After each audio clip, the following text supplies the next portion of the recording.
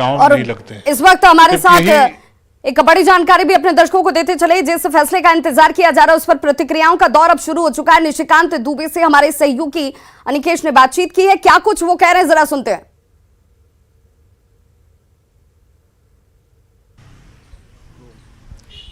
बात करते हैं बीजेपी सांसद निशिकांत दुबे से। निशिकांत जी, सूत्रों के हवाले से खबर आ रही है कि इलेक्शन कमीशन ने राज्यपाल को अपनी रिपोर्ट दे दी है।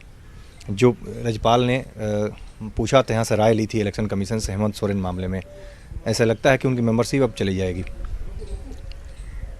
यदि ये जानकारी सही है तो ये भारतीय जनता पार्टी के लिए एक बड़ी बात है, क्योंकि भ्रष्टाचार के खिलाफ इस लड़ाई में भारतीय जनता पार्टी ने ही कंप्लेन किया था गवर्नर साहब को। गवर्नर साहब ने इलेक्शन कमीशन को भेजा था। 3-4 महीने से लगातार केस चल रहा था। हमारे भी वकील वहाँ अपने लीगल पॉइंट बता रहे थे। यदि इलेक्शन कमीशन ने इस तरह का फैसला किया है तो नैतिक आधार पर मुख्यमंत्री को आज ही इस्तीफा दे देना चाहिए। लेकिन गवर्नर अभी दिल्ली में थे 2-3 दिनों से, दिल्ली से जा रहे हैं रांची। रांची जाने के बाद ऐसा माना जा रहा है कि इस पर कुछ फैसला करेंगे।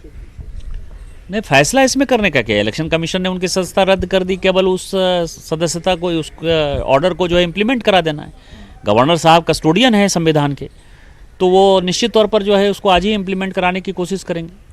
अगर मेंबरशिप जाती है तो मुख्यमंत्री हेमंत सोरेन अपने बदले किसी और भी मेंबर को बना सकते हैं जो कि विधानसभा का सदस्य हो, या फिर किसी दूसरे व्यक्ति को भी सीएम की कुर्सी दे सकते हैं।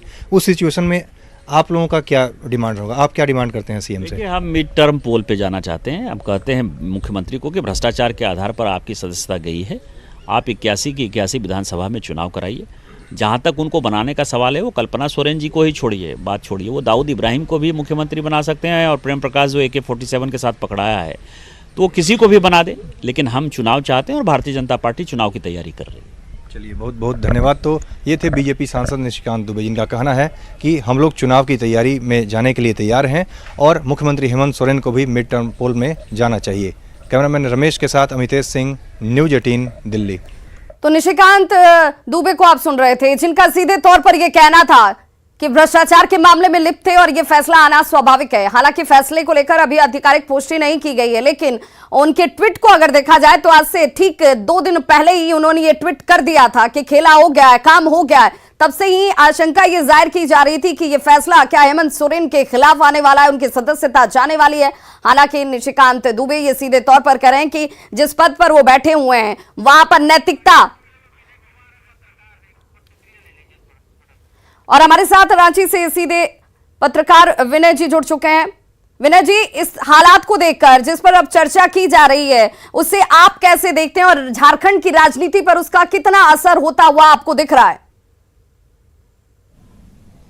देखिए, अभी आधिकारिक रूप से राज्यपाल जब पहुंचेंगे यहाँ 2 बजे, और उसके बाद जब सार्वजनिक होगा चुनाव आयोग का जो निर्णय है, उसके बाद ही सही ढंग से विश्लेषण हो पाएगा।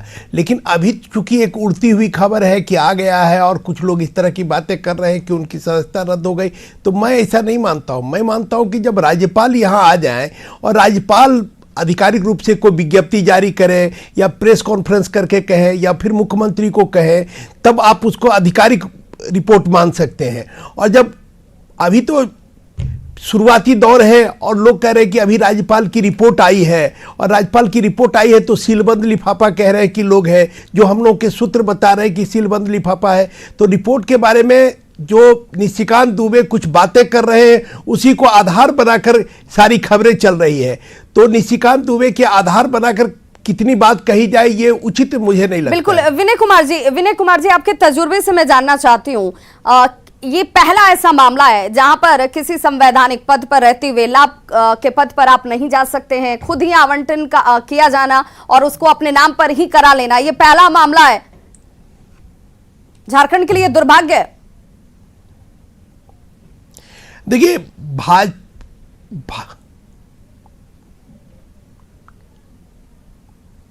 जी विनय जी, आपकी आवाज नहीं आ पा रही, कृपया क्वेश्चन फिर से दोहराएं। विनय जी, मैं ये जानना चाह रही थी कि अगर ये फैसला खिलाफ में आता है तो ये झारखंड के लिए दुर्भाग्य की बात होगी कि एक मुख्यमंत्री के तौर पर आप आवंटन अपने नाम ही कर लेते हैं।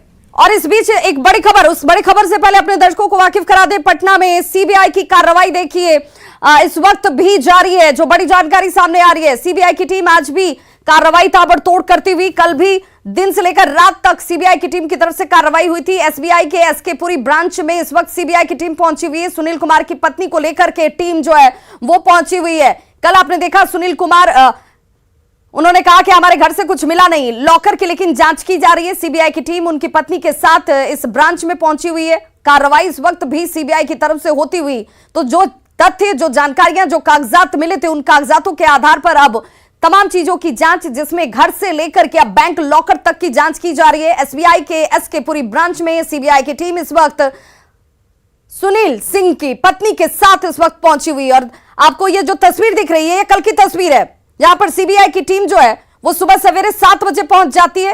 एक एक चीज को खंगाला जाता है, जिस पर नाराजगी जाहिर करते नजर आए थे सुनील कुमार सिंह। उन्होंने कहा कि सब कुछ गलत हो रहा है, साजिशन हो रहा है, जानबूझकर किया जा रहा है, यह सरासर गलत है। लेकिन 15 घंटे की पूछताछ और 15 घंटे की पूछताछ के बाद टीम यहां से निकलती है। अब यह बड़ी खबर कि आज भी सीबीआई की तरफ से इस कार्य को आगे बढ़ाया जा रहा है।